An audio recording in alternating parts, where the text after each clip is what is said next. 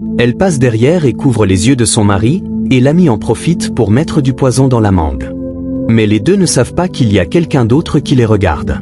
Suivez bien cette histoire.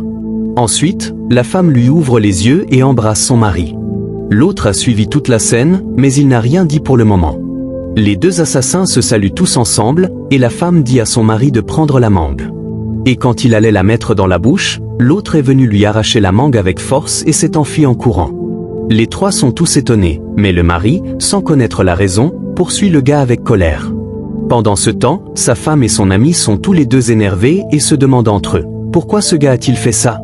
Ils vérifient la bouteille de poison, et elle est déjà vide. Ils se mettent alors en colère, car leur mission risque d'échouer. Ils se demandent encore où ils peuvent trouver autre chose à mettre avant le retour de l'autre. Pendant ce temps, le mari suit le gars jusqu'à un arrêt, le rattrape avec colère et lui demande « Est-ce que tu es normal pour ce que tu viens de me faire ?» Le gars essaie de le calmer, mais il est très nerveux et lui dit « Pourquoi tu m'as arraché la mangue ?» Le gars lui crie dessus de se taire pour écouter la raison. Et il commence à lui parler de ce que sa femme et son ami avaient prévu de mettre dans la mangue. Il lui dit ensuite « Quand ta femme t'a couvert les yeux, c'est là que ton ami a versé du poison dans ton fruit.